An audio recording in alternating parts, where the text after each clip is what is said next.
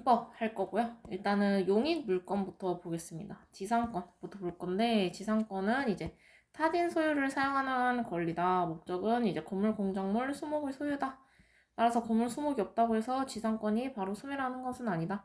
자, 이게 무슨 소리냐? 이제 토지 주인이랑 건물 주인이 다를 경우가 있어요. 그럴 때 건물을 샀는데 토지 주인이 건물 나 마음에 안 드니까 이거 없애줘 하면 없어야 되는데 그거를 방어할 수 있는 게 지상권입니다. 그러니까 내가 이 지상을 사용할 수 있는 권리죠. 그렇기 때문에 이제 건물 살 때 지상권이 같이, 그러니까 어디 따지면 대지권이라고도 하는데 이게 같이 딸려옵니다. 자, 그 다음에 이런 거 한번 읽어보시면 되고, 관습법상 법정지상권 기본 요건은 원래는 토지와 건물이 동일한 소유였는데 매매등으로 소유자가 달라졌을 때 건물 철거 특약이 없음. 이때 건물 소유자는 관습법상 법정지상권 취득한다. 왜냐? 이게 없으면 이제 토지 주인이 건물 없애줘 하면은 없애야 되기 때문에 지상권을 취득하는 겁니다. 관습법상 법정지상권이 안 되는 사례는 채권자 취소권 행사로 건물 양도만 취소된 경우, 이것도 성립 여건 안 되고, 공유 토지에 대해서 공유자 1인이 자기 지분만 처분한 경우. 자, 다른 공유자 지분까지 처분 효과가 미치므로 원칙적으로는 성립할 수 없다. 그리고 공유 토지 위에 공유자 1인이 과반수 동의를 받아 건물을 지은 경우 나중에 소유자가 달라져도 원칙적으로는 지상권이 성립하지 않는다. 자, 성립 사례는 이제 대지 전체 소유자가 건물을 타인과 공유하다가 대지만 처분한 경우 당연히 관습법상 법적 지상권 취득합니다. 자, 건물의 유지 사용에 필요한 범위에서 토지 사용가는 건물이 증축되었다고 해서 무조건 철거는 아니고 핵심은 허용 범위를 넘었는지 판단합니다. 자, 공동 저당 후 건물 철거 신축, 토지와 기존 건물에 공동 저당권 설정을 하고 기존 건물 철거 후 새 건물을 지었다. 그 뒤 경매로 토지와 건물 소유자가 달라지더라도 원칙적으로는 신축 건물을 위한 법정지상권은 성립되지 않는다. 자, 예외는 신축 건물에도 공동순위, 공동저당권 설정 같은 특별한 사정이 있을 때 설정을 해준다. 자,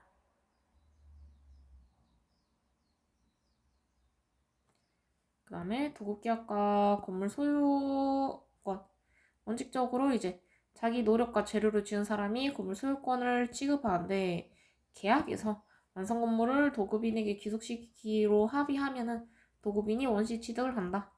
자, 지상권 문제는 누가 건물 소유자인지 확정해야 확인을 받는 겁니다.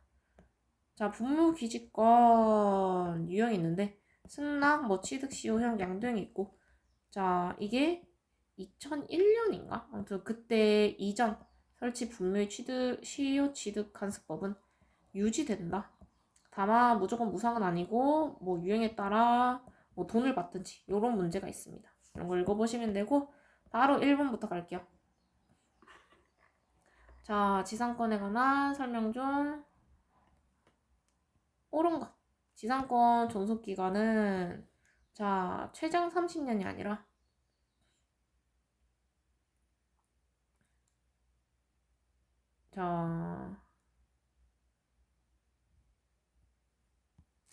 수목이나 경고물 이런 것들은 이제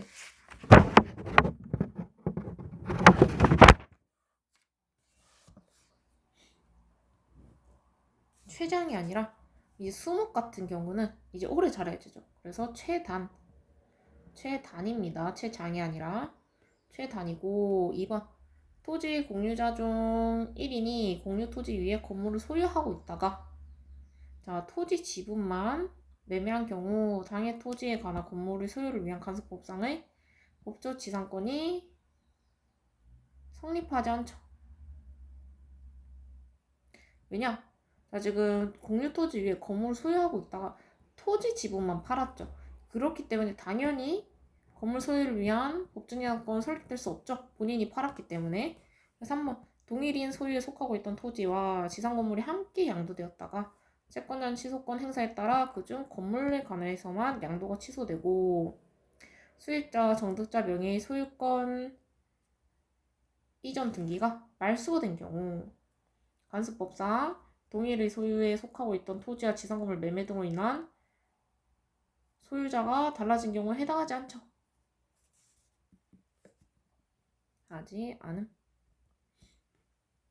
4번 동일인의 소유에 속하는 토지 및 그 지상 건물에 관하여 공동저당이 설정된 후 그 지상 건물이 철거되고 지금 새로운 건물이 신축되는 경우에는 그 신축 건물 소유자가 토지 소유자와 동일하고 토지 저당권자에게 신축 건물에 관하여 토지 저당권과 동일한 순위의 공동저당을 설정해 주는 등 특별한 사정이 없는 한 저당물의 경매로 인하여 토지와 그 신축 건물이 다른 소유자에게 속하게 되더라도 그 신축 건물을 위한 법정 지상권은 성립되지 않죠? 맞죠? 자, 이게 무슨 소리냐?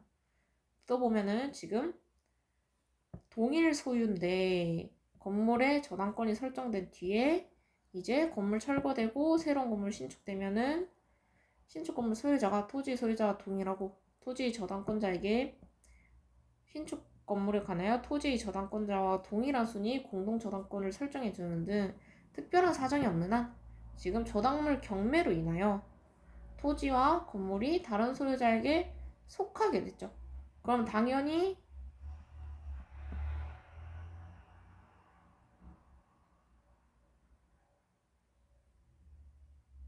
불성립하죠. 왜냐? 자, 신축 건물에 대해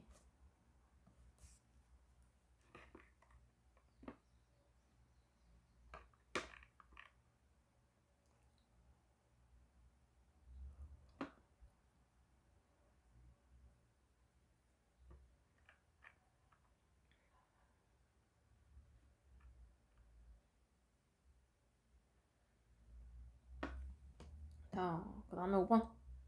자, 수목의 소유를 목적으로 하는 지상권은 수목이 멸실돼도 자, 당연 소멸은 아니에요. 당연 소멸은 아니고 존속기간이 있기 때문에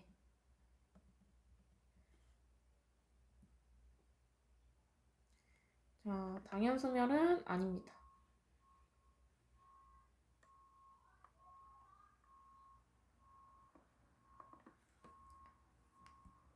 자, 그 다음에 2번. 분묘기지권에 대한 설명 중 옳지 않은 것.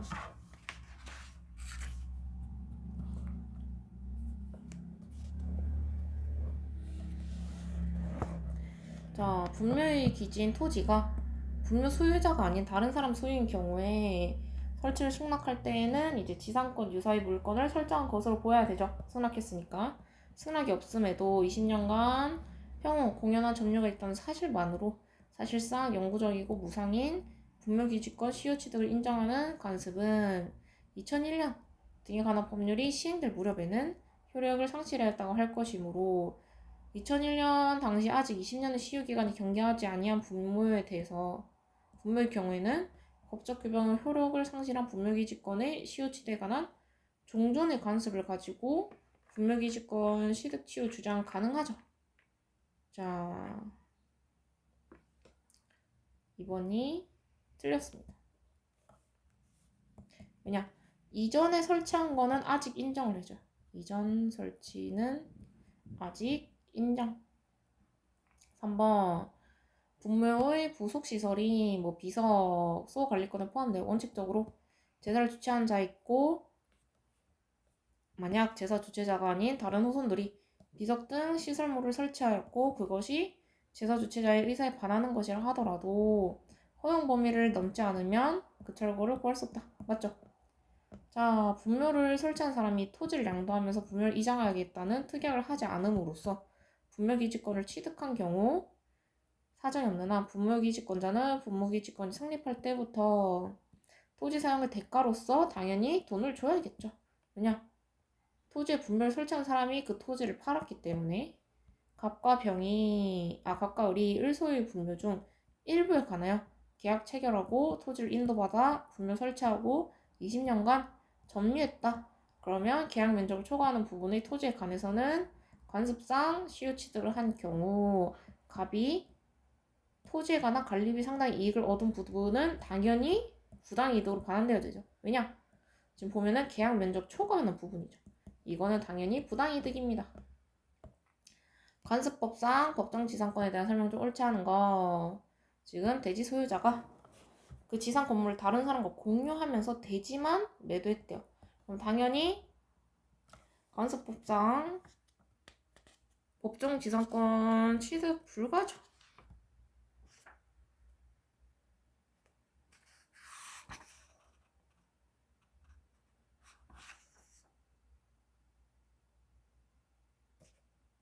아니지. 대지 소유자가 그 지상 건물을 다른 사람과 공유하면서 대지만 타인에 매도한 경우, 그렇지. 자, 건물 공유자들이죠. 당연히 법정지상권 취득합니다.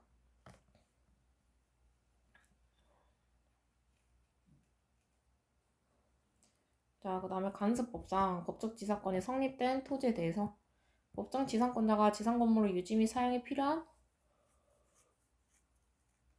범위를 벗어나지 않은 한 그 토지를 자유로이 사용할 수 있는 것으로 지상 건물이 중축되었다 하더라도 간습법상 법정지상권자가 점유 사용할 권한이 있는 토지 위에 있는 이상 이를 철거하는 의무 없죠. 맞고, 원 소유자로부터 한 사람에게 매도되었으나 대지에 관해서만 소유권 이전 등기가 격려되고 건물은 매도인 명의로 남아있게 되어 형식적으로 대지와 건물이 소유의 명의자를 달리하게 된 경우에 있어서 매매계약 당사 사이의 계약에 따라 해결할 수 있는 것이므로 관습법상 법정지상권 발생할 필요 없죠.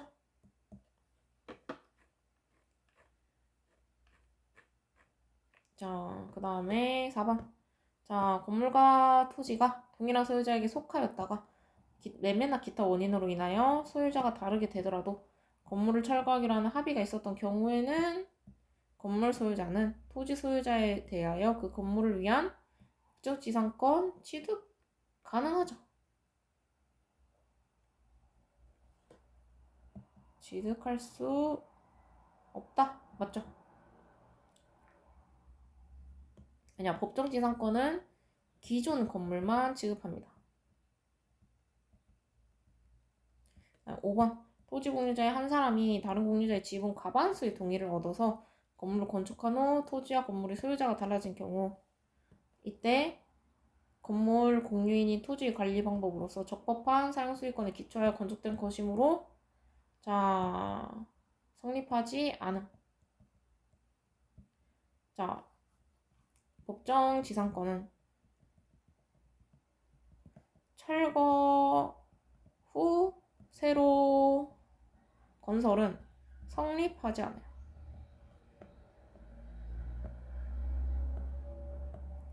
그 다음에 4번. 옳지 않은 것. 자, 이게 법정지상권 성립하지 않은 이유가 신축했을 때 법정지상권 성립하지 않는 이유가 이제 그 채권자 담보가치 보장 때문이에요. 채권자 담보가치 보장 필요.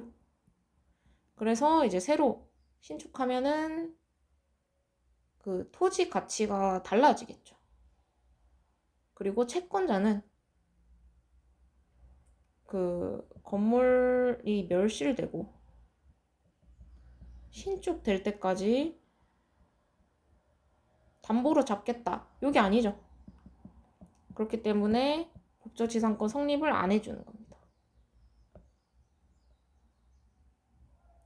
4번. 일방적으로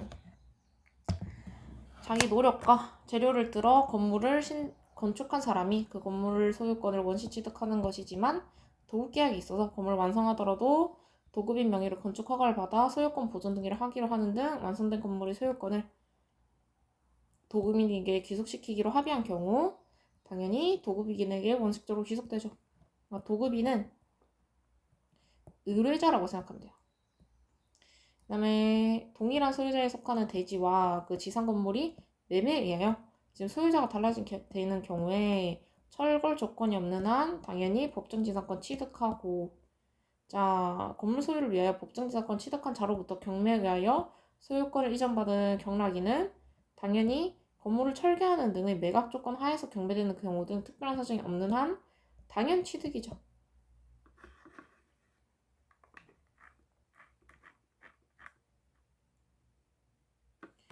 이런 법리는 마찬가지다. 경매, 공매 절차도 다 마찬가지다 요소입니다.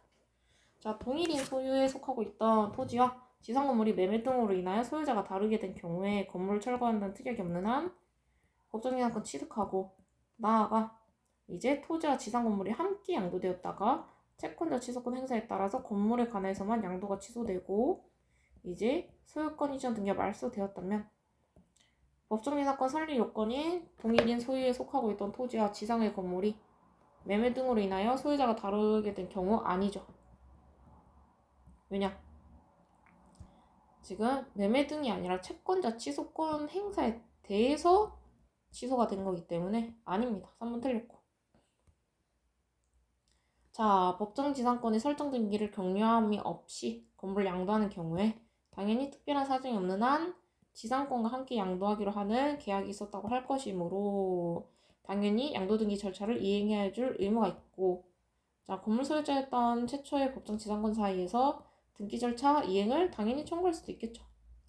자, 그리고 건물을 양수하면서 지상권까지 양도받기로 한 사람에 대하여 대지 소유자가 소유권에 기하여 건물 철거 및 대지 인도를 구하는 것은 당연히 지상권 부담을 용인하고 그 설정 등기 절차를 이행할 의무가 있는 자가 그 권리자를 상대로 한 청구할 것이라서 당연히 허용 불가능하죠. 5번 맞고. 자, 동일인 소유에 속하는 토지 및 그 지상 건물에 관하여 공동 저당이 설정된 후 그 지상 건물이 철거되고 새로 신축되는 경우에는 이제 신축 건물의 소유자가 토지 소유자와 동일하고 토지 저당권자에게 신축 건물에 관하여 저당권과 저당 설정해주는 등 특별한 사정이 없는 한 저당문 매매로 인하여 신축 건물이 다른 소유자에게 속하게 되더라도 당연히 성립하지 않죠. 신축 건물은 법정 지상권 성립 불가해요. 왜냐? 채권자 보호. 자, 지역권 문제로 바로 볼게요. 자, 요역지가 이득을 받는 토지입니다. 분필되어서 분필이 나누어졌다. 그 부분의 소유권이 타인에게 이전되었다 하여도 요역지 소유자가 아직 지역권 설정 등기를 이행받지 못하고 있는 이상 타인 소유로 된 대지 부분까지 요역지로 하여 지상권 설정 등기 이행을 청구할 수 있다. 맞습니다.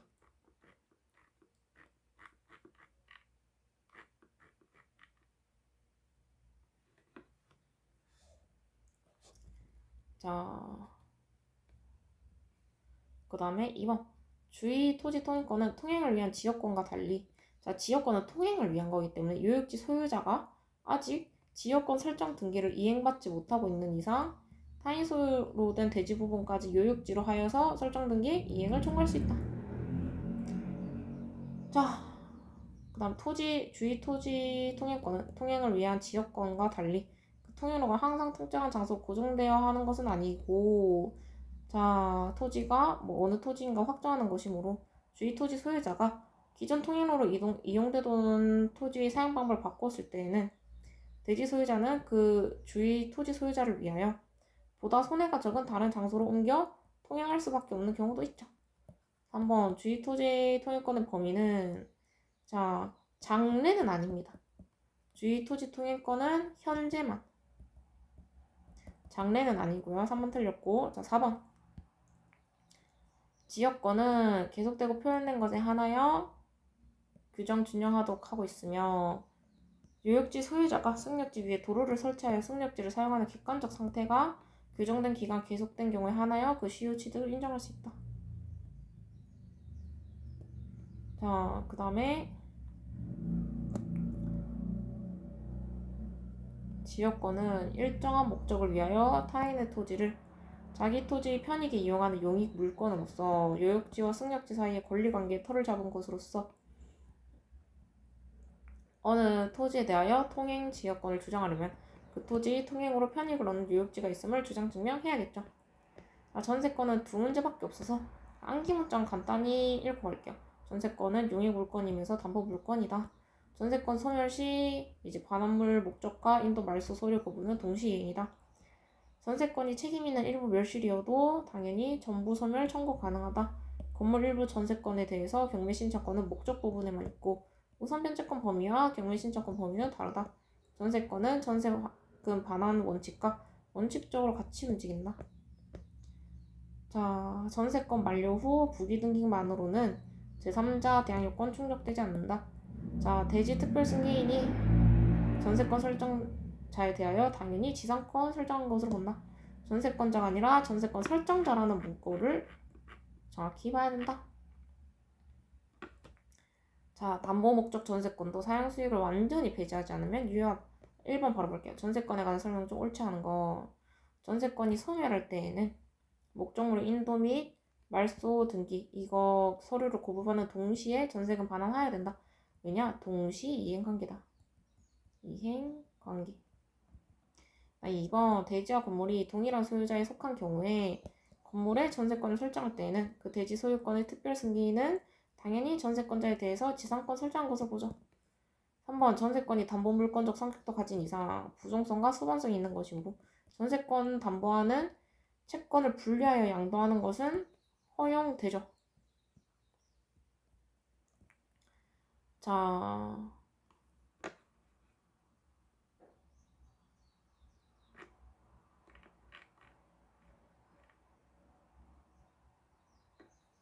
아니지. 아니지. 당연히 전세권을 담보하는 전세금 반환 채권과 당연히 분리 양도 불가능하겠죠. 전세 2번 볼게요.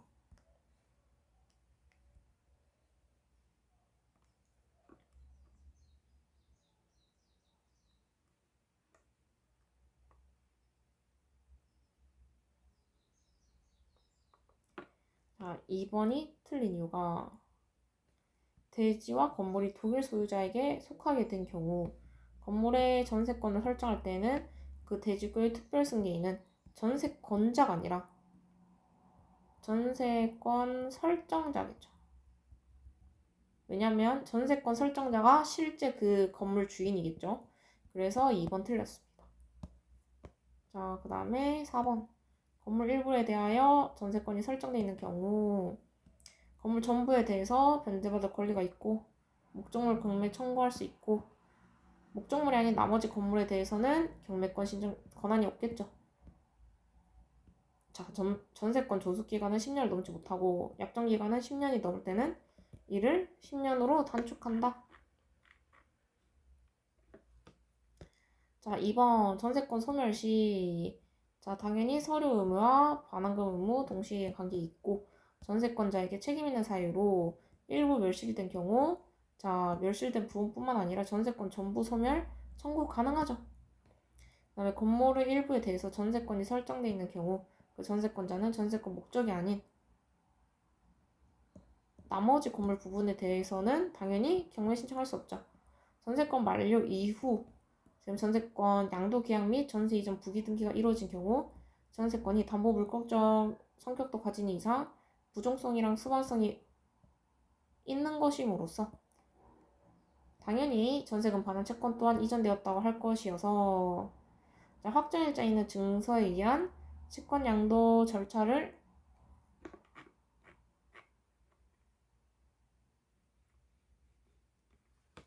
거치지 않더라도 전세금 반환 채권을 압류, 전부 채권자 등 제3자에게 대항할 수 없죠. 왜냐? 일단 첫 번째로 자, 전세권이 담보 물권적 성격도 가지고 있는 것이로서 자, 지금 부기 등기가 이루어졌다고 하더라도 당연히 이것 또한 이전되었다고 볼 수는 없어요.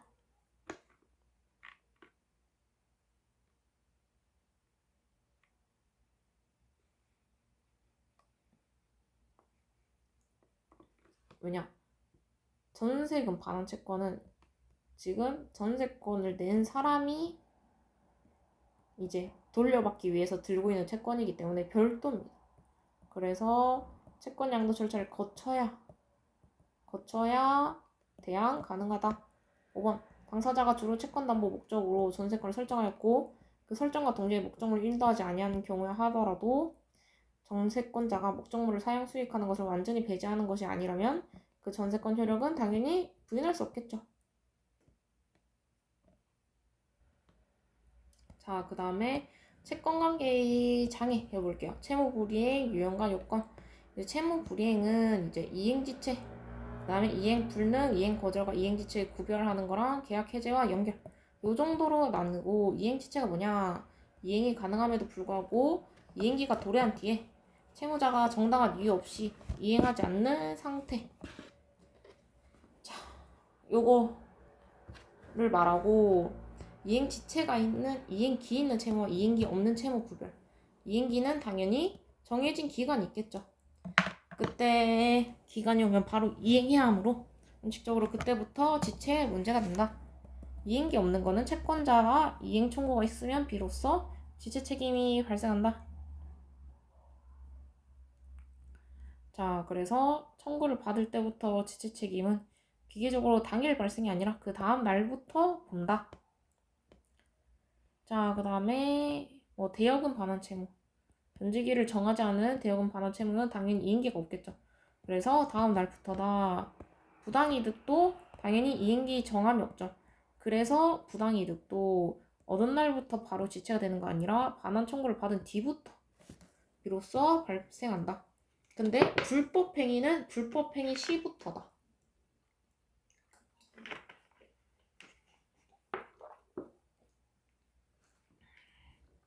자, 유류분 뜻이 유류분이 뭐냐? 이제 상속 시 일정 부분을 보장해주는 제도예요. 그래서 유류분 반환 청구 행사로 인해서 원물 반환 의무 또는 이제 가액 반환 의무도 이행기 없는 채무죠. 따라서 반환 의무자는 유류분 권리자 이행 청구를 받을 때 비로소 책임을 진다. 자, 추심 명령 후 제3채무자 지급 의무. 추심 명령은 압류채권자에게 이제 추심할 권능을 주는 것이지 제3채무자에게 곧바로 지급하라는 명령은 아니고 당연히 추심 명령 송달 시부터 지체가 되는 거 아니라 압류채권자로부터 추심금 청구를 받은 다음 날부터 지체가 된다. 자, 채권 양도와 이행 지체. 이행기가 없는 채권이 양도된 경우 양수인이 채무자에게 먼저 이행 청구를 하더라도 채권 양도에 대한 요건이 갖춰지지 않으면 양수인에게 지급 의무가 없다. 따라서 지체 책임은 채권 양도 통지가 채무자에게 도달한 다음 날부터 발생한다. 채권 양도 전 통지 또는 청구는 지체 발생의 기초가 되지 못하고 대항 요건 구비가 먼저 필요하다. 자, 불법행위로 인한 손해배상. 불법행위로 인한 손해배상은 청구 지체로 처리되는 게 아니라 불법행위가 성립할 때 바로 지체 상태가 된다. 왜냐? 자, 부당이득, 유류분 청구 지체죠. 대여금 반환도 청구 지체입니다. 근데 불법행위만 손해배상 채무가 불법행위 시부터 기산점 다르다. 지연손해금은 뭐냐? 지연손해금도 법적 성질은 손해배상금이다.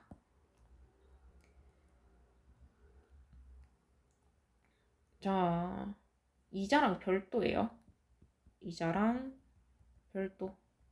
따라서 지연손해금은 1년의 기간으로 정한 채권이 아니고 3년의 단기 소멸시효 대상도 아니다. 이행지체 상태에 빠진 금전채무자가 원본과 지연이자 전부 갚아야 되는데 그보다 적은 금액만 제공하면서 이거 원본에 충당해달라고 하는 경우가 문제가 되죠. 당연히 허용되지 않기 때문에 맨 처음에 비용, 그 다음에 이자, 그 다음에 원본으로 갚는 겁니다. 자, 그래서 채권자는 이행 제공 수령 거절 가능하고 이행 불능은 채무의 내용이 더 이상 실현될 수 없는 상태다. 자, 현실적으로 이행 실현을 기대할 수 있는가? 요걸로 본다. 법률상 장애와 이행 불능, 가압류 가처분이 있는 경우 자, 매매 목적물에 가압류나 처분 금지가 있다고 해서 곧바로 손해 이전 등기가 불가능해지는 것은 아니고 가압류가 있음 자동 이행 불능은 아니고 자, 현실적인 가압류를 본다. 현실적 이행 불능을 본다.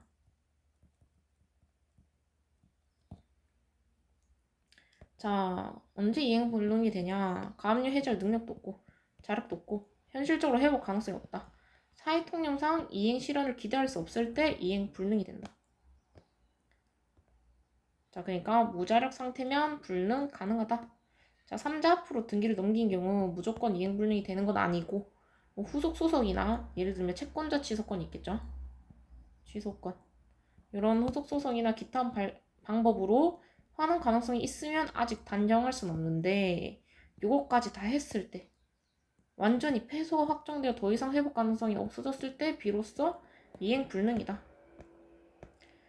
자, 담보 목적으로 3자 앞으로 소유권 이전 등기를 마친 경우 그 사실만으로는 아니고 이제 자, 담보 목적의 본등기 플러스 그러니까 단순 가등기는 당연히 바뀔 수도 있으니까 이행 불능은 아닌데 담보 목적의 본등기랑 무자력일 경우 당연히 변제 자력이 없으면 회복 불가능이겠죠. 이럴 경우 이행 불능이 되고 임대차는 이제 임대차에서 임대인의 의무는 목적물을 사용 수익하게 될 의무인데 지금 임대차는 임대인이 반드시 그 목적물의 소유자일 것을 전제로 하지 않는단 말이죠. 그래서 임대인이 목적물의 소유권을 상실했던 이유만으로 곧바로 이행불능 되었다고 볼 수는 없는데 왜냐? 임대는 이제 실제로 사용 수익을 가능하게 할 수 있는지를 따지기 때문이죠. 그래서 가끔씩 임대 상태에서 뭐 건물주만 바뀌는 경우가 있죠. 건물주만 A에서 B로 변경. 따로 뭐 사용 수익 하는데 문제가 없죠. 그러면 이행 지체가 아니다. 이행 불능이 아니다. 계약 당시에 알고 있던 경우 요런 것들. 자, 나중에 그 장애 사유가 현실화되어서 채무 불이행이 생기면 직접적 과실이 없더라도 기책 사유를 부정할 수 없다. 왜냐? 계약법상 위험 분배 원칙. 서로서로 계약할 때 위험은 둘 다 안고 가야 된다. 자, 그래서 기책 사유는 계약 체결 단계에 뭐 비고지, 위험 은닉까지 다 포함해서 판단해야 되고 이행거절. 이행거절은 채무자가 나 채무 이행 안 하겠다 라고 명백하게 표시하는 경우 이행지체랑 다른 거는 이행지체는 아직 이행 가능한데 단지 기간 내에 이행을 못하는 거고 이행불능이랑 다릅니다. 이행불능. 이행불능은 이행할 수 없는 상태예요. 상태. 이행거절은 이행할 의사 없음. 왜냐? 이행거절이 인정되면 계약 해지에 있어서 당연히 내 채무 이행 제공도 필요 없겠죠. 이행 지체에 대한 해제보다 상대방에게 훨씬 유리하고 그래서 판례는 이행 거절을 쉽게 인정해주지 않는다. 명시적으로 나는 안 하겠다고 말한 경우는 쉽지만 실전에 대부분 묵시적 이행 거절이 문제가 된다. 자, 그래서 거절 의사가 정황상 분명히 인정해야 된다. 당연히 조금 늦게 보내준다. 자금 부족이다. 연기 달라. 이 정도는 당연히 이행 거절은 아니죠. 갚을 의지가 있기 때문에. 자, 당연히 지급 연기 요청. 자, 지급 연기를 여러 차례 요청했다고 해서 당연히 이행하지 않겠다. 이행 거절 아니겠죠. 그 다음에 계약 해제와 합의 해제. 묵시적 합의 해제. 계약의 합의 해제는 명시적, 묵시적으로 가능한데 당연히 엄격하게 인정하겠죠. 계약 체결 후 일부만 이행된 채 장기간 방치되었다 하더라도 그 사실만으로 곧바로 묵시적 합의 해제가 되는 건 아니고 반드시 쌍방 모두에게 의사가 없거나 포기할 의사가 있었다고 볼 정도에 이르러야 된다. 쌍방의 계약 포기 의사가 필요하고 합의 해제는 기존 계약의 효력을 없애기로 하는 새로운 계약으로 본다. 당연히 의사합치도 필요하죠. 자, 당연히 객관적 내용 일치로 판단을 해야 되고 동시행 관계와 복합계약, 쌍무계약에서 대가관계에 있는 의무는 원칙적으로 동시 이행 관계에 있다. 예를 들면 뭐 매매, 도구, 사용허락, 권리 이전 등 여러 뭐 요소가 결합된 복합계약이어도 당연히 포괄적인 대가관계에 있다면 전체적으로 동시행 관계가 인정되죠. 오타났네.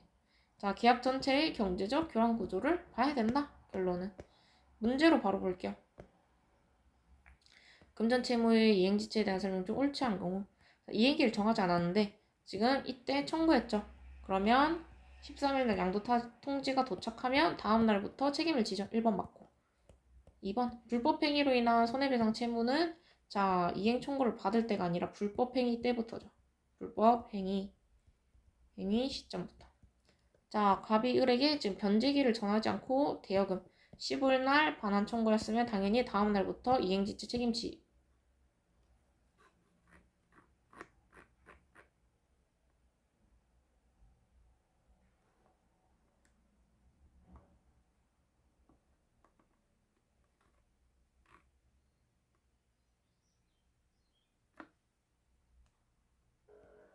자 3번이 맞는 표시 같은데 잘 보면은 대여금 반환을 청구했죠.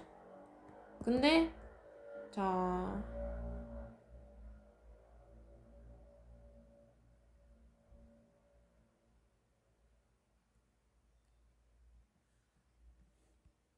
변제기를 정하지 않고 1억 원 대여했다. 이게 소비 대차 계약이에요. 소비 대차 계약.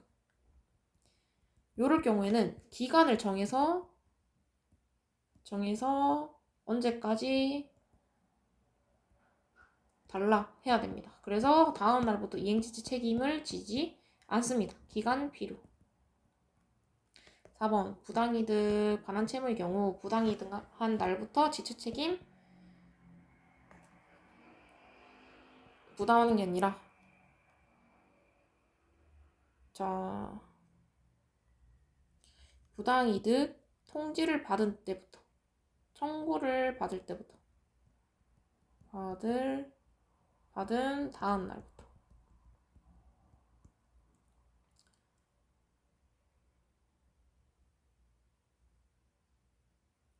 자, 그 다음에 갑이 을에게 공사대금 채무의 지급을 확보하기 위한 수단으로 약속어음을 발행한 경우 공사대금 채무의 변제기가 도래하더라도 을이 미약속어금을 반환하지 않는 이상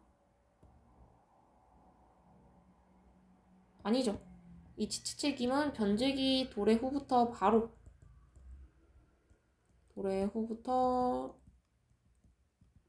부담합니다. 2번 옳지 않은 건 을이 갑을 강박하여 그에 따른 하자가 있는 의사표시에 의하여 부동산에 관한 소유권 이전 등기를 마친 다음에 타인에게 매도하여 소유권 이전 등기를 마친 경우 그 소유권 이전 등기는 소송 기타 방법에 따라 말소 환원 여부가 결정될 특별한 사정이 있으면 을이 갑에 대한 소유권 이전 등기 말소 등기 의무는 아직 이행불능되었다고 할 수 없으나 자 지금 패소로 확정되면 이행불능 상태가 됐죠. 자 맞고 2번 계약 당사자 1방이 자신이 부담하는 계약상 채무를 이행하는데 장애가 될 수 있는 사유를 계약을 체결할 당시에 알았거나 얘기를 할 수 있음에도 상대방이 고지하지 않은 경우에는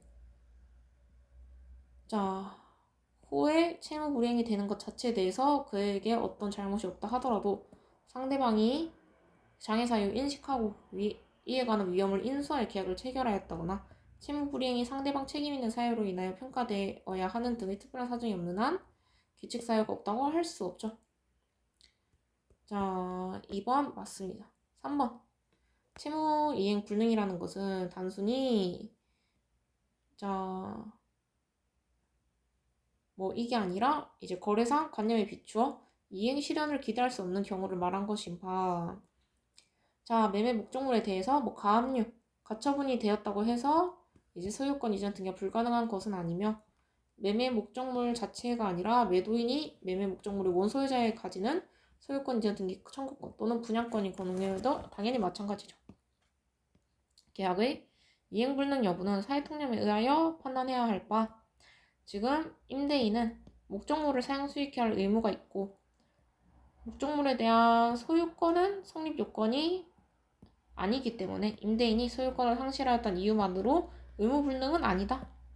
맞고 5번 소유권 이전 등기 의무자가 그 부동산에 관하여 채무 담보를 위하여 3자 앞으로 소유권 이전 등기를 마친 것이라면 그 의무자가 채무를 변제할 자력이 없다는 사정이 있다 하더라도 그 소유권 이전 등기 의무가 지금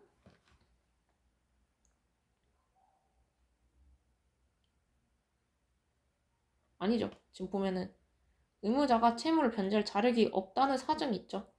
그러면 당연히 소유권 이전 등기 의무가 이행 불능이죠. 2타. 3번 이행지체. 자, 유류분 반환 청구권 행사로 인해서 원물 반환 의무 또는 가액 반환 의무는 이행기 정함이 없으므로 당연히 이행 청구를 받을 때 지체 책임이 지죠. 자, 그 다음 2번 추심 명령은 압류 채권자가 지금 제3채무자에게 추심할 권능을 수여함에 그치고 제3채무자로 하여금 압류 채권자에게 압류된 채권의 상당액을 지급할 것을 명하거나 지급기한을 정하는 것은 아니므로 당연히 제3채무자가 압류 채권자에게 압류된 채권액 상당에 관하여 지체 책임을 지는 것은 집행명령으로부터 추심명령을 송달받을 때부터가 아니라 자, 추심명령이 발령된 후 압류 채권자로부터 당연히 청구받은 다음 날부터여야 합니다. 부당이득 반환 의무는 이행기간이 없기 때문에 이행 청구를 받을 때 지체 책임을 진다. 자, 금전 채무로 인해서 발생하는 지연 손해금은 이자가 아니고 자, 1년 이내 정한 채권도 아니고 1년 이내 기간으로 정해둔 채권이면 3년의 단기 소멸시효거든요. 그렇기 때문에 이거는 1년 이내 기간 정한 채권이 아니기 때문에 단기 소멸시효 대상이 아니다. 이 소리입니다. 이행지체에 빠져 원본과 지연이자를 지급할 의무가 있는 금전 채무자가 자, 전액이 부족한 상태에서 원본에 대한 변제를 지정하였다면 당연히 거절할 수 있다. 자, 비용, 이자, 원본 이 순서입니다. 자, 옳지 않은 것 매수인이 매도인과 사이에서 매매계약에 의한 잔대금 지급 이래 잔대금을 지급하지 못할 것은 물론 연기를 요청하였다면 채무를 이행하지 아니할 의사를 명백한 것으로 볼 수 없죠. 왜냐 사정을 부탁한 거죠. 2번 채무 불이행에 의한 계약 해제에 있어서 미리 이행하지 아니할 의사를 표시한 경우로서 이른바 이행 거절로 인한 계약 해제의 경우 당연히 계약 해제 요건이 완화되어 있는 바 명시적으로 이행 거절을 표시하는 경우 외에 여러 사정을 종합하여 묵시적 이행 거절 의사를 인정하기 위해서는 당연히 정황상 분명히 인정돼야 되죠. 계약의 합의 해제는 명시적뿐만 아니라 당사자 쌍방의 묵시적 합의에 의해서도 할 수 있으나 묵시적이 인정되려면 자 당사자 쌍방이 실현 의사가 없거나 포기할 의사가 있다고 볼 수 있을 정도에 이르러야 한다. 여기까지 맞죠? 당연히 이 경우에는 당사자 쌍방이 계약을 실현할 의사가 없거나 포기할 의사가 있는 여부는 계약이 체결된 후 종합적으로 판단해야 되고 4번 계약의 합의 해제 또는 해제 계약은 해제권의 유무를 불무하고 계약 당사자 쌍방이 합의에 의하여 기존의 계약 효력을 소멸시켜 당초부터 계약이 체결되지 않았던 것과 같은 상태로 복귀시킬 것을 내용으로 하는 새로운 계약이다. 당연히 의사 합치될 것을 요건이 있고 합의 성립을 위해서는 의사가 객관적으로 일치되어야 되고 쌍무계약은 서로 대가관계 있는 쌍방의 의무는 원칙적으로 동시행 관계 있고 나아가 하나의 계약으로 둘 이상의 계약을 포괄하는 내용을 계약을 체결한 경우에는 자 의무와 대가관계가 있다고 인정되면 여러 의무와 상대방의 여러 의무는 당연히 동시행 관계에 있겠죠. 채무불이행 효과 자 손해배상입니다.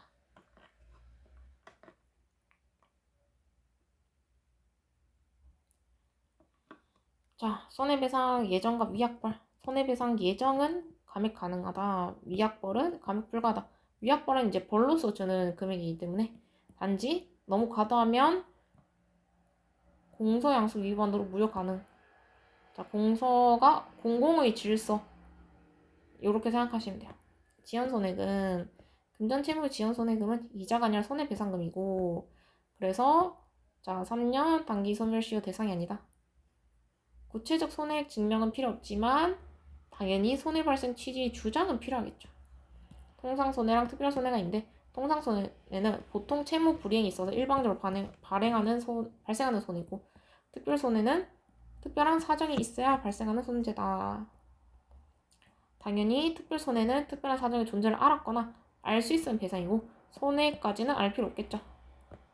잔금 지체 사례 자 미지급 잔금에 대해서 법정이자 상대액은 당연히 통상손해고 공시지가 상승으로 인한 양도소득세 증가분은 당연히 특별손해겠죠. 왜냐면 예상치 못한 손해이기 때문에. 그리고 손해배상액 예정 청구와 실제 손해배상 청구는 당연히 별개겠죠. 실제 손해배상 청구에서는 손해 발생 자체를 주장 입증해야 된다. 다만 손해 발생은 인정되는데 구체적 액수 입증이 곤란하면 간접 사실을 종합해 상당해서 한정을 법원이 가능해준다. 공동불법행위와 과실상계 피해자 과실은 공동불법행위자 전원 기준으로 전체적으로 평가하는 거고, 그렇다고 고의가해자가 있다고 해서 과실상계가 전면적으로 배제되는 것은 아니다. 자, 실화책임법상 감경. 실화가 이제 중과실이 아니면 배상 의무자는 감경 청구 가능하고, 그 다음 법원은 사정을 고려해 감경할 수 있고 반드시 감경은 아니다. 자, 채무불이행 위자료. 채무불이행으로 재산손해가 생긴 경우 위자료는 원칙적으로 부정한다. 재산배상으로만 회복 불가능한 특별한 정신적 고통, 상대방 예견 가능성이 있었으면 인정 가능해준다. 채무불이행 손해배상 시효는 채무불이행 손해배상 청구권은 채권이다. 따라서 시효는 원칙적으로 채권의 소멸시효를 따른다. 자, 단 불법행위의 단기 소멸시효 준용은 아니다. 문제 바로 볼게요. 채무불이에 대한 설명 중 옳은 것은 금전채무의 이행지체로 인하여 발생하는 지연이자는 단기소멸시에 관한 민법 이거가 규정한 1년 이내 채권에 해당하지 않죠.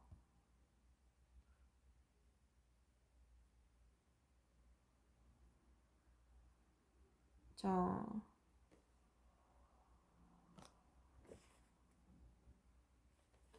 금전채무 이행지체로 인하여 발생되는 지연이자는 지연 손해금이에요. 그래서 이자랑 다릅니다.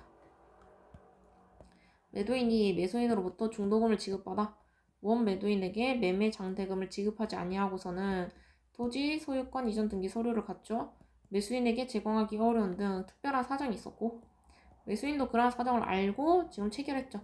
자, 중도 지급 의무는 계획상 잔금 지급 기일을 도과하였다면 매도인의 소유권 이전 등기 서류의 제공과 동시행 관계에 있게 된다.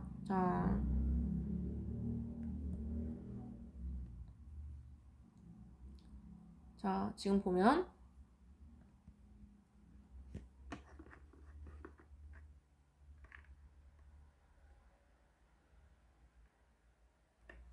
지금 보면은 어려운 사정이 있고 서류를 갖춰 매수인에게 제공하기 어려운 사정이 있다. 지금 매수인도 알았죠. 그러면 동시행 관계는 아닐 수 있다. 이런 사정이 있기 때문에 원래는 동시행 관계인데 이런 지금 사정이 있죠.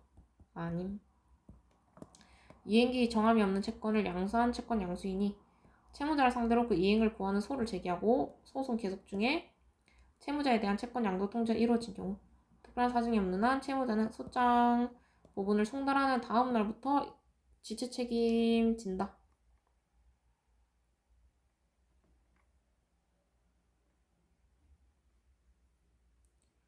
자, 소장이 아니라 지금 이행 청구를 받은 시점이죠. 청구를 받은 시점부터 소장 부분 송달 아닙니다. 소유자가 자신의 소유권에 기하여 실제관계에 부합하지 아니하는 등 등기 명의인을 상대로 그 등기 말소를 청구하는 경우 그 권리는 물권적 청구권으로서 방해배제 청구권의 성질을 가지므로 소유자가 그 후에 소유권을 상실함으로써 등기 말소를 청구할 수 없게 되었다면 소유자는 등기 말소 의무자에 대하여 그 권리의 이행 불능을 이유로 손해배상 청구권을 가진다. 자, 지금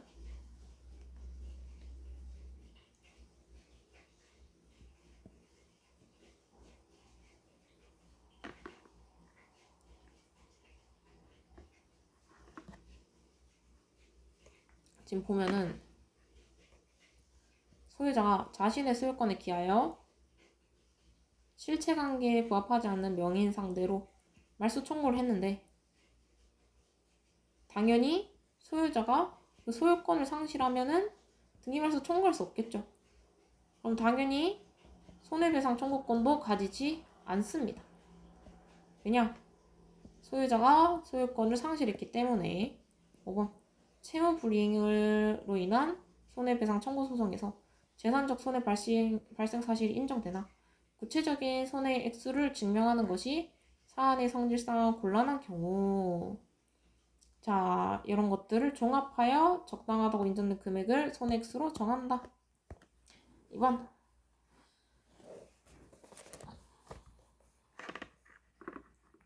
자, 손해배상에 대한 설명도 옳지 않은 거. 손해배상액은 손해배상액의 예정과 위약벌은 그 기능이 유사하므로 뭐 감액 여부를 달리 취급할 것이 아니라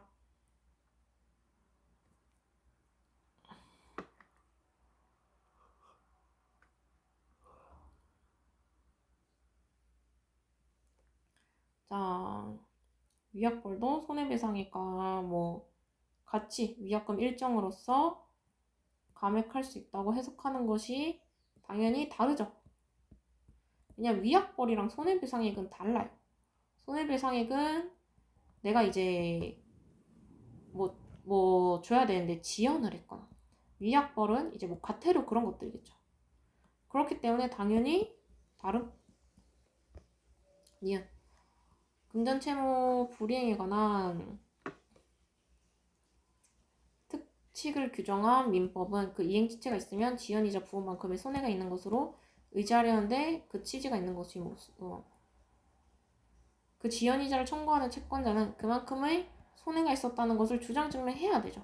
필요.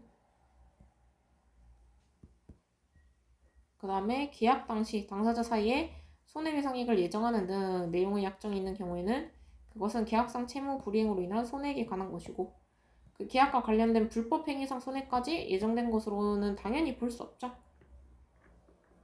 자, 그 다음 리을 채무 불이행자 또는 뭐 불법 행위자는 특별한 사정의 존재를 알았거나 알 수 있었으면 그러한 특별 사정으로 인한 손해를 배상해야 할 의무가 있는 것이고 그러한 특별 사정에 의한 발생한 손해의 액수까지 알았다거나 알 수 있어야 하는 건 당연히 아니죠.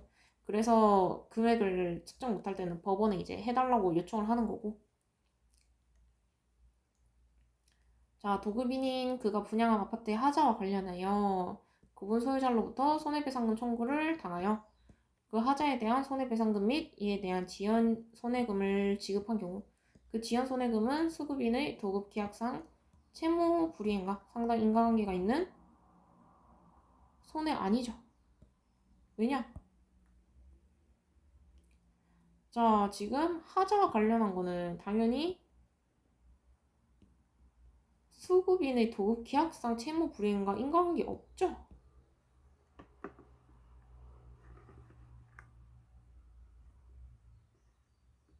자, 그래서 당연히 도급인으로서는 수급인을 상대로 위 하자에 대한 손해배상 및 이에 대한 지연 손해금 지급을 청구할 수 없다.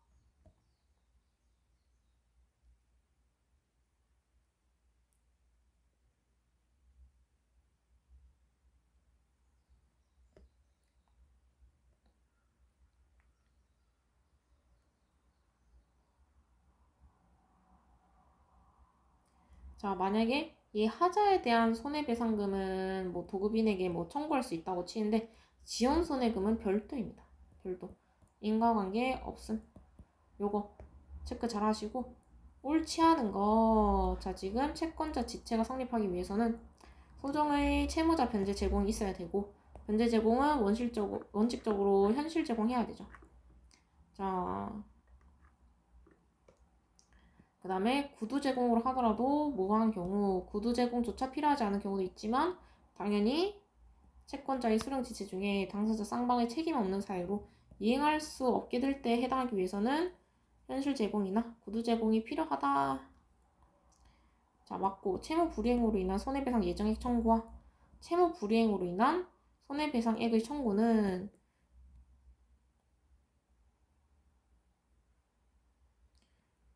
청구 원인을 달리하는 별개의 청구이므로 손해배상 예정액의 청구 가운데 채무 불이행으로 인한 손해배상액의 청구가 포함되어 있다고 볼 수 없죠. 에이, 뭔 소리냐. 채무 불이행으로 인해서 손해배상 예정액이 이만큼 나왔다. 그리고 채무 불이행으로 인해서 이제 내가 이 정도 손해를 입었다. 그래서 이 정도를 청구한다. 요겁니다. 따라서 채무 불이행으로 인한 손해배상액의 청구에 있어서 채권자가 손해배상 책임 발생 원인 사실에 관해서는 주장 입증하였다고, 손해의 발생 사실에 관한 주장 입증을 하지 아니하였다는 변론주의 원칙상 법원은 당사자가 주장하지 아니한 손해의 발생 사실을 기초로 하여 당연히 손해 산정할 수 없겠죠. 디귿 매수인이 잔금 지체로 인하여 계약을 해지하지 아니할 때 매도인은 지체기간 동안 입은 손해 중 그 미지급 잔금에 대해서 법정이율에 따른 이자 상당의 금액을 통상손해라고 할 것이고, 그 사이 매매 대상 토지 개별 공시지가가 급등하여 양도소득세 부담이 늘었다면, 자, 통상이 아니죠. 특별손해죠. 이거는 특별손해. 지금 틀렸고. 리을 공동불법행위로 인한 배상책임 범위는 당연히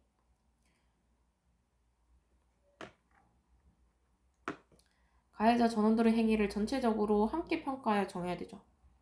과실상계를 위한 피해자들의 과실을 평가함에 있어서 공동불법행위자 전원에 대한 과실을 전체적으로 평가해야 된다는 것이지, 공동불법행위자 중 고의로 지금 한 사람이 있는 경우에는 피해자에게 과실이 없다는 것으로 보아야 한다거나 모든 불법행위자가 과실상계의 주장을 할 수 없게 된다는 의미는 아니다. 자, 맞고. 밀.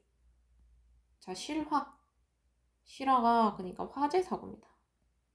화재 사고가 중과실로 인한 것이 아닌 경우 배상 의무자는 법원에 손해배상액의 경감을 청구할 수 있고, 이러한 청구가 있을 경우 경제살땡을 고려하여 경감해야 한다는 아니고 할 수 있답니다. 무조건적인 건 아니에요. 4번 채무 불이행에 관한 설명 중 옳지 않은 건 이행 보조자의 행위가 채무자에 의하여 그에게 맡겨진 이행 업무와 객관적 외형적으로 관련을 가지는 경우 채무자는 그 행위에 대해서 당연히 책임져야겠죠. 그리고 채무 이행에 관련된 행위면 가사이해 보정자의 행위가 채권자에 대한 불법 행위가 된다 하더라도 채무자가 면책될 수는 없겠죠.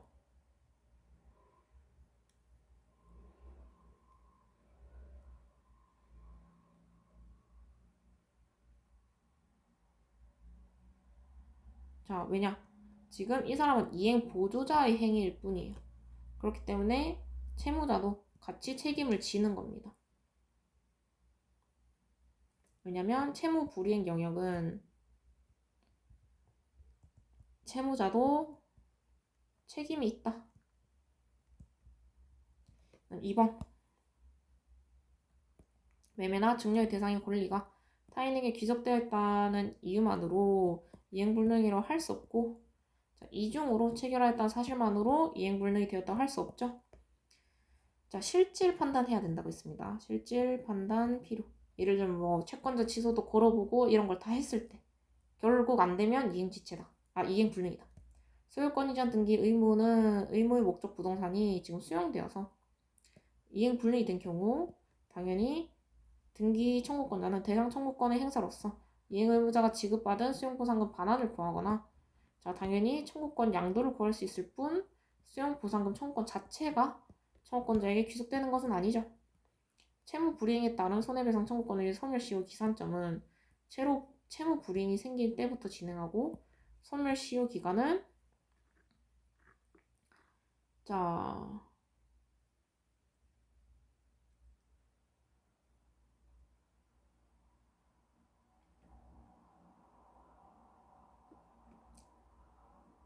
지금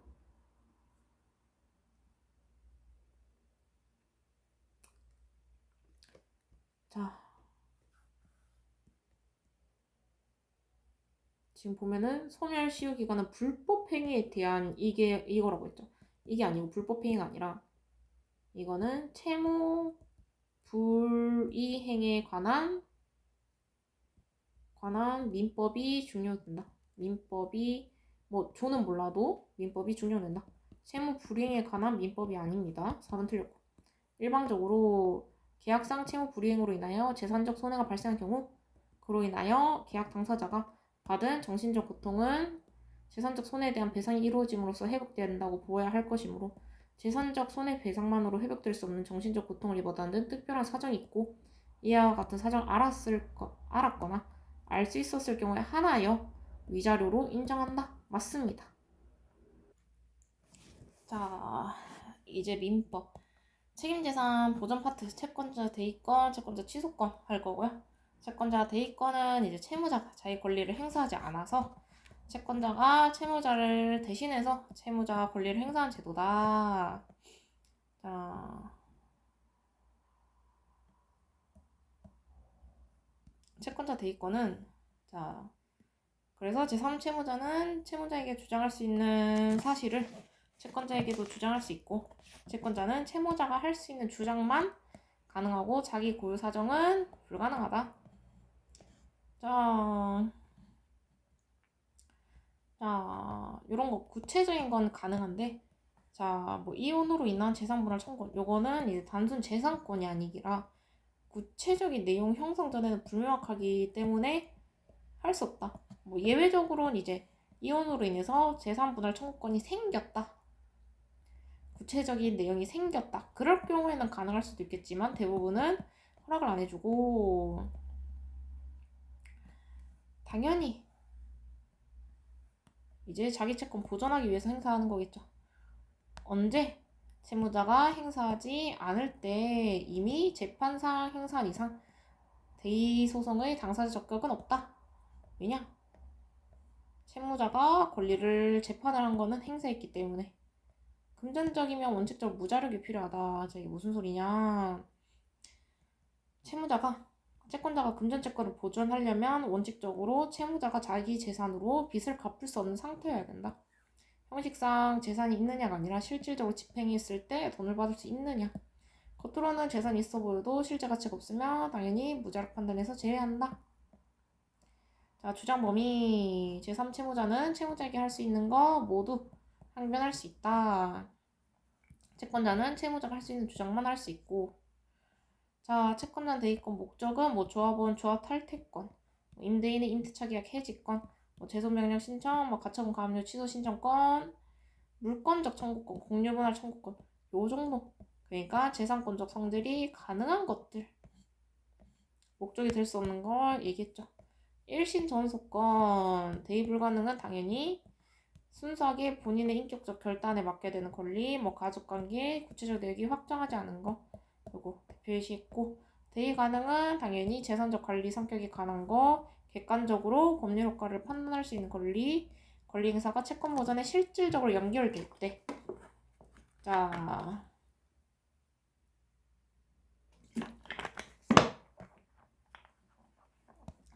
이미 소송했으면 당연히 당사자 적격 없고 채무자가 사망했어요.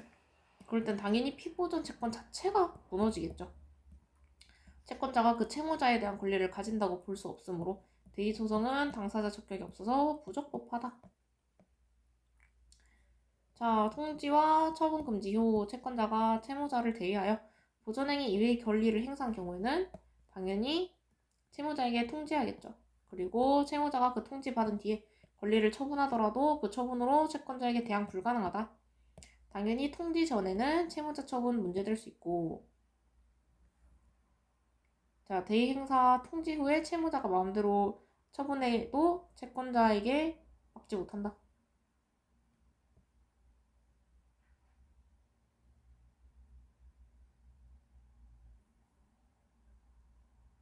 그러니까 이게 채권자 기준이에요. 채권자 기준. 채권자가 대행사 통지 전에는 채무자 재산 처분이 문제될 수도 있다. 하지만 채권자가 대행사 통지 후에는 채무자 처분에도 채권자한테 못 막는다. 통지 효과는 채무자의 사후 처분으로 대의 행사를 깨트리지 못하게 막는 거다. 보전 필요성은 당연히 내 채권을 보전하는 데 필요한 범위만 가능하겠죠. 넘는 부분은 보전 필요성 없다. 자, 문제 바로 보면 옳은 것. 채권자 대의권은 3채무자에 대한 권리를 행사하는 것으로서 제3채무자는 채무자에 대해 가지는 모든 항변 사유로 대항 가능하고 원칙상 채권자는 채무자가 주장할 수 있는 범위만 주장 가능하죠. 본인은 해당 안 되고 이원 채권자 대의권은 채무자가 제3채무자에 대한 권리를 행사하지 아니하는 경우에 하나여 당연히 행사할 수 있죠. 채권자 대의권을 행사할 당시 이미 재판상 행사하였으나 패소를 받았다. 그럼 당연히 채무자 권리 행사할 당사 적격이 없죠. 임대인의 임대차 계약 해지권은 오로지 임대인의 의사 행사에 자유가 맡겨져 있어서 채권자 대의권의 소극적 요건 중 하나인 행사상의 일신 정소권에 해당하는 것으로 볼 수 있으므로 당연히 대상 가능하죠.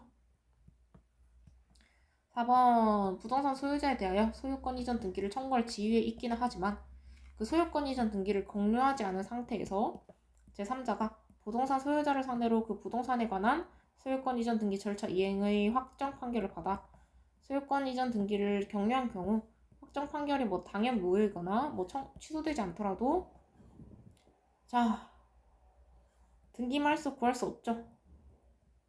왜냐? 지금 제3자가 이미 확정 판결을 받아서 끝났죠. 이미 끝난 사실에 대해서는 말소 불가.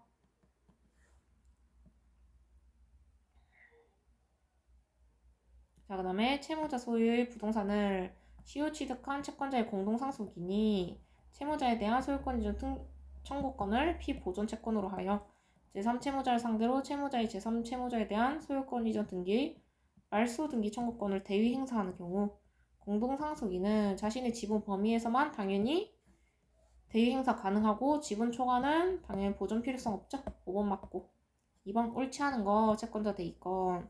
자, 채권자가 제3채무자 대해서 보존행위 이외의 권리를 행사할 때에는 채무자에게 통지해야 되고 채무자가 통지를 받은 후에는 권리 처분해도 당연히 채권자에게 대항 불가죠.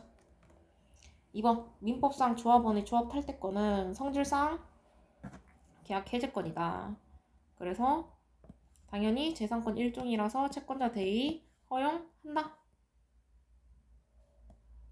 맞고 3번 이혼으로 인한 재산분할 청구권은 당연히 채권자 대의 목적이 될 수 없다. 3번 틀렸고 4번 채권자 대의 소송에서 실존임은 아니거나 사망했으면 당연히 당사자 적극이 없어 부적법하다. 왜냐? 채권자 대의 소송은 채권자가 채무자를 대신해서 소송하는 건데 이 대신할 사람이 없죠. 5번 피보존 채권 특정 채권이라 하여 반드시 순차 매도 또는 임대차에 있어서 소유권 이전 등기 청구권이나 인도 청구권 등의 보존을 위한 경우에만 하나여 인정되는 것은 아니고 물권적 청구권도 채권자 대의권 법리 적용 가능합니다. 채권자 대의권에 대한 설명 좀 옳지 않은 거 채무자의 적극 재산인 부동산에 이미 3자 명의로 가등기가 격려되어 있는 경우 자 담보 가등기로서 강제 집행을 통한 매각이 가능하다는 등의 특별한 사정이 없는 한 이 부동산은 실질적으로 재산적 가치가 없어서 적극 재산을 산정함에 있어서 이를 제외해야 된다. 자 맞죠? 왜냐? 지금 이미 3자 명의로 가등기가 맞춰져 있죠. 소유권이나 청구 보존. 그럼 강제 집행을 해도 들고 갈 수 없어요. 그렇기 때문에 당연히 제외해야 되고 임대인 동의 없이 임차권 양도는 당사자 사이에서 유효하다 하더라도 다른 특약이 없는 한 임대인에겐 대항할 수 없고 임대인에게 대항할 수 없는 임차권의 양수인으로서는 당연히 임대인의 권한을 대위 행사할 수 없죠.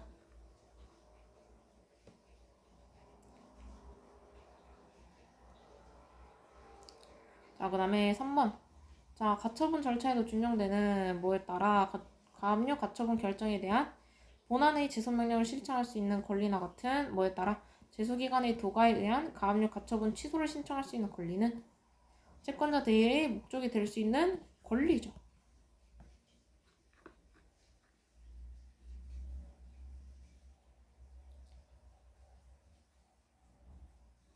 왜냐? 자, 이것도 별개의 독립 절차를 여는 권리이기 때문에 당연히 채권자 대의권의 목적이 될 수 있는 권리이다. 자, 피대의자인 채무자가 실존 인물이 아니거나 왜 이거 3번밖에 없지?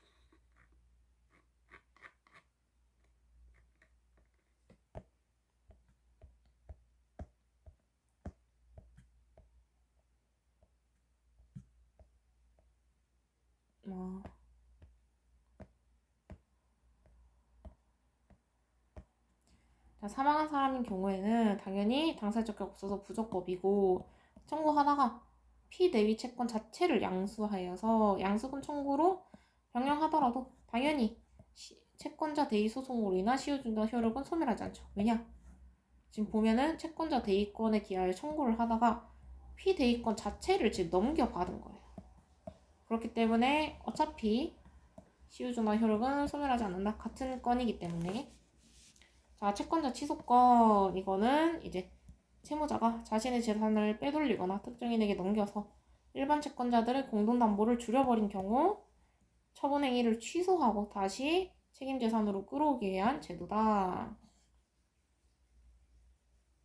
자, 그래서 소송은 각 채권자가 자기 고유한 권리로 행사하기 때문에 여러 채권자가 각각의 취소 소송을 내더라도 원칙적으로는 중복 제소가 아니다.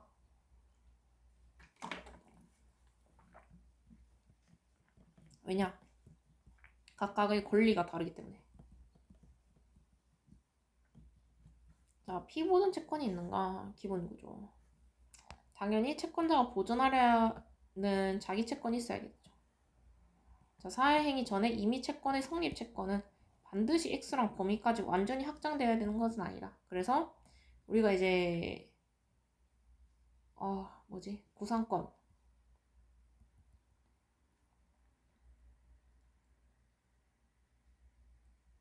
이를 기억나네. 우리 구상권 중에 이제 금액이 나중에 이제 그 결산할 때 정해지는 채권 있죠. 그것 때문에 당연히 액수와 범위까지 확정되는 건 아니고 당연히 사회행위 당시 이미 채권 성립 기초가 되는 법률 관계가 존재하고 자, 개연성 있고 실제로 그 개연성이 현실화되면 그 채권도 피보존 채권이 될 수 있다고 본다. 다만 계속적인 물품 거래 관계가 있었던 사정만으로는 보지 않는다. 자, 사행이란 공동담보가 부족하게 되거나 이미 부족한 공동담보가 더 부족해지는 거. 자, 그 처분이 공동담보를 해친다. 요럴 때 사회행위다. 원상회복은 몸을 반환이다. 다시 책임재산 돌려놓는 거고 재산 되돌리기 어렵거나 되돌리는 거 곤란하거나 이제 되돌리면 오히려 공동담보가 아닌 부분까지 회복되는 불공평이 생기는 경우에는 당연히 가액 배상을 해야 된다. 취소 대상은 당연히 채무자의 법률 행위죠. 당연히 채무자와 수익자 사이의 법률 행위고 수익자와 전득자 사이의 전득 행위 자체가 취소되는 건 아니다. 상속재산 분할도 취소 대상이 되는 거냐? 당연히 상속분 포기는 사회행위가 될 수 있다. 왜냐? 상속을 받아서 빚 갚아야 되는데 이거 알고 그냥 취소해버린 거야. 나 안 받겠다. 이거 당연히 사회행위겠죠? 자, 가등기가 본등기가 된 경우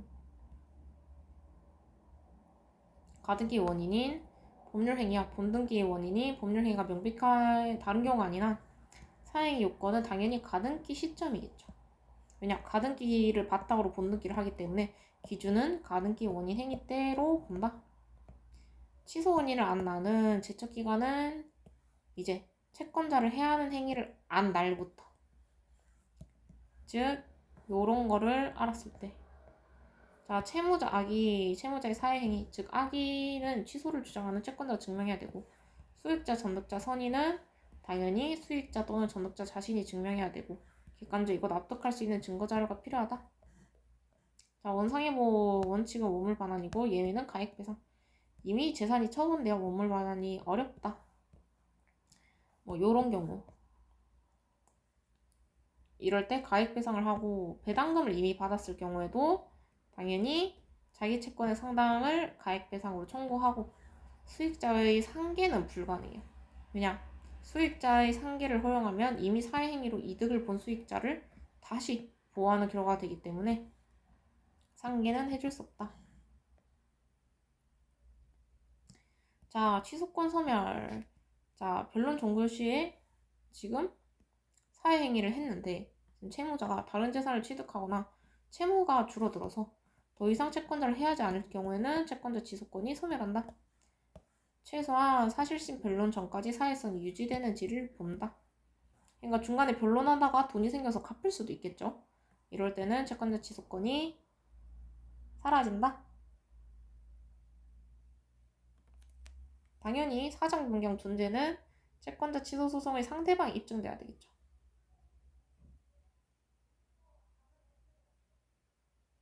자, 그 다음에 만약에 실제로 재산이나 가액의 회복을 마치기 전에 피보전 채권이 뭐 소멸시효나 이런 것 때문에 소멸되었으면은 청구 이의 사유로 이의 제기 가능하다.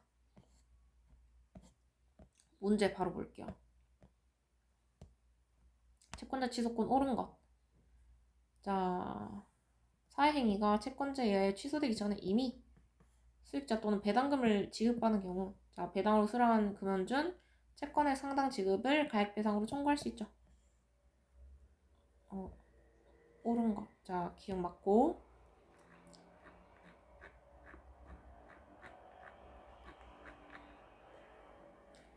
자, 수익자가 채무 초과 상태에 있는 채무자의 부동산에 관해서 선순위 근저당의 피담보 채무를 변제하여서 근저당 설정 등기를 말소한 대신 동일한 금액을 피담보 채무로 하는 새로운 근저당 설정 등기를 설정하면 자, 니은은 아니죠. 왜냐? 동일한 금액이 새로 생긴 거죠. 내가 원래 빚이 이만큼 있었어요. 근데 그냥 사람만 바뀐 거예요. 똑같은 금액을 대상으로. 그래서 사행이 성립 안 되고 디귿 채권자가 전득자를 상대로 하여 사행위 취소 유소를 제기하는 경우 취소의 대상이 되는 사행위는 채무자와 수익자 사이에서 행해진 법률 행위에 국한될 뿐 수익자와 전득자는 대상이 아니라고 했죠. 자, 원고의 표고에 대한 청구의 원인 행위가 사행이란 이유로 원고에 대한 사행위 취소를 청구하려면 독립 당사자 참가 신청하는 경우 자, 원고와 피고 사이 법률 관계에 아무런 영향이 없고 그러한 참가 신청은 사회 방지 참가의 목적을 달성할 수 없으므로 부적합하다. 맞죠?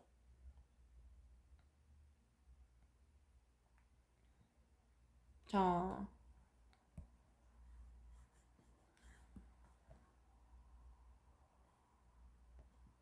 리을도 맞습니다. 미음 가등기에 의하여 본등기가 결정된 경우 법률 행위와 본등기 원인이 명백한 다른 경우가 아닌 한 사행위 요건의 구비 여부는 가등기 당시죠. 그럼 2번 채권자 취소권 옳은 점 사행위 이전에 성립되어 있는 이상 채권자 채권이 그 채권이 이제 양도된 경우 그 양수인이 채권자 취소권을 행사할 수 있으나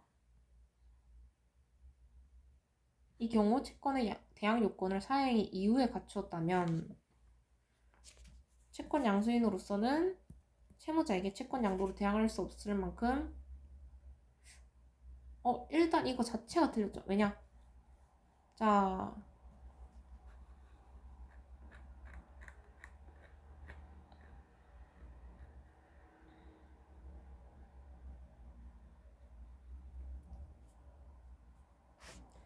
왜냐? 자, 지금 채권자의 채권이 사행위 이전에 성립되었죠. 그 이상 채권이 양도된 경우라도 양수인이 채권자 취소권 행사할 수 있어요. 대항 요건이랑 상관없습니다. 대항 요건이랑 상관없고 2번 채권자 취소권 행사는 채무 이행을 구하는 것이 아니라 총채권자를 위하여 채무자의 자력 감소를 방지하고 일탈된 채무자의 책임 재산을 회수하여 채권의 실효성을 확보하는 데 목적이 있으나 채무자의 법률 행위를 취소하는 채권자 취소권에 비춰볼 때 피보존 채권이 사행위 이전에 이미 성립되어 있다면 액수나 범위가 구체적으로 확정될 것은 아니다.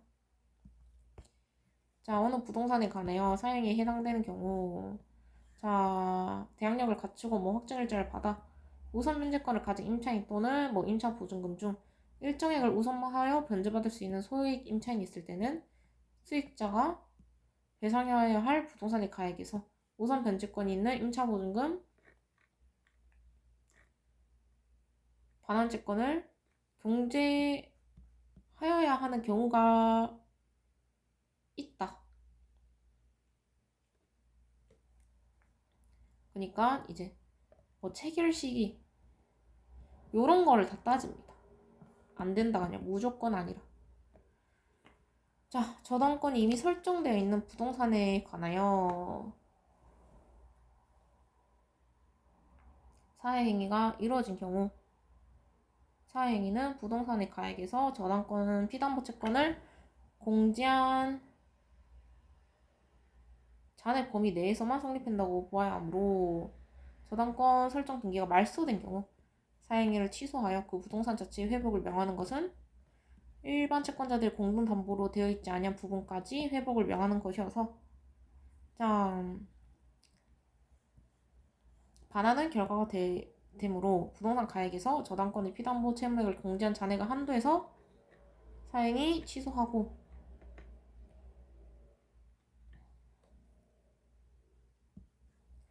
그 가액의 배상을 구할 수 있을 뿐이고 그와 같은 가액 산정은 변제 등에 의하여 저당권 설정 내가 말소된 당시 기준으로 해야 된다. 자, 이거 틀린 게 지금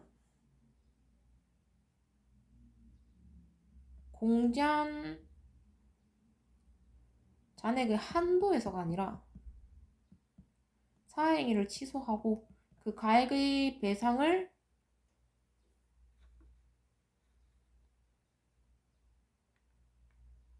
구하는 거예요. 그러니까 부동산 가액에서 저당권 피담보 공제한 잔액의 가액 배상을 하는 거예요. 그리고 가액 산정은 이제 저당권 설정 말소 시기가 아니라 사회행위 취소 변론 종결시. 자, 앞부분은 대부분 맞는데 이제 마지막 요게 틀린 거예요. 한도까지 맞고 가액 배상 맞고 요거 시기가 틀린 부분입니다. 하나 5번. 처분행위 당시에 채권자를 해야 하는 것이었다 하더라도 그 후 채무자가 자력을 회복하여 사행위 취소권을 행사하는 사실심 변론 종결 시에는 채권자를 해하지 않게 되는 경우 책임지상 보전이 필요 없어지게 되므로 당연히 소멸해야 된다. 상대방이 증명해야 된다. 5번 맞고. 3번 채권자 취소권에 대해서 옳은 거. 자, 채권자 취소권 요건을 갖춘 각 채권자는 고유의 권리로서 재산 처분 행위를 취소하고 원상회복을 구할 수 있으므로 이 소송은 중복재소가 아니다. 맞죠? 사회행위 당시에 이미 채권 성립에 기초가 되는 법률 관계가 발생되어 있고 가까운 장래에 채권이 성립될 고도의 개연성이 있으면 개연성이 현실화되어서 성립된 경우에는 당연히 그 채권도 채권자 취소권, 피보존 채권이 될 수 있죠.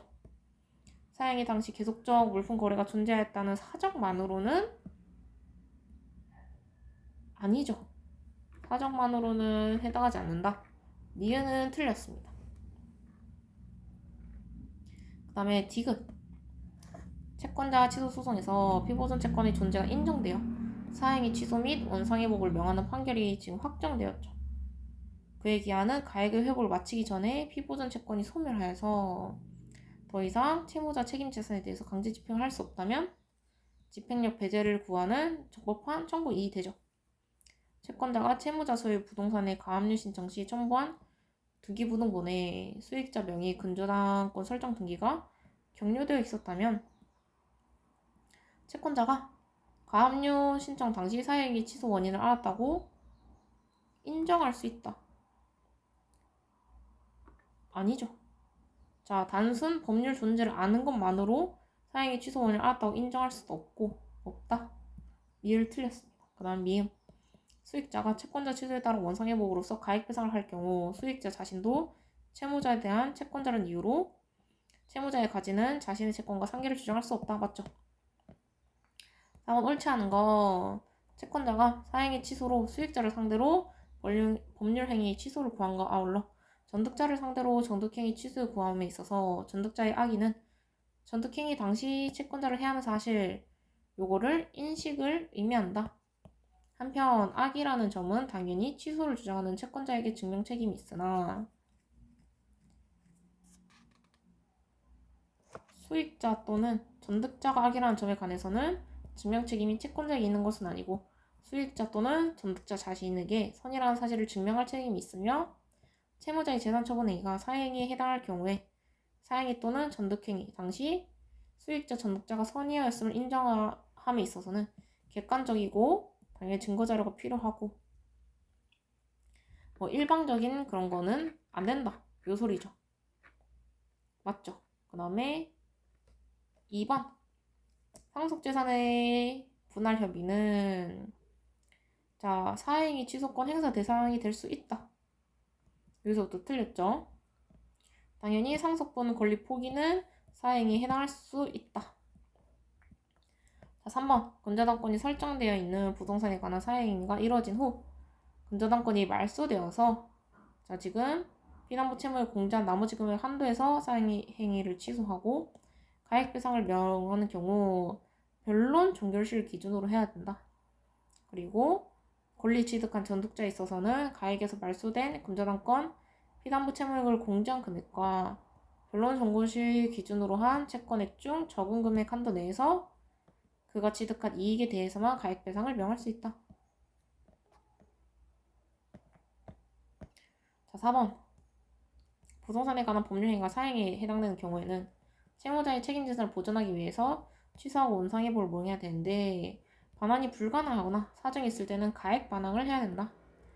자 부동산 자체 회복을 명하게 되면은 담보로 돼 있지 않은 부분까지 회복을 명하는 것이 되어 공평히 반환의 결과가 되는 경우 당연히 가액을 뺀 나머지 금액 한도에서 가액 배상을 명할 수 있죠.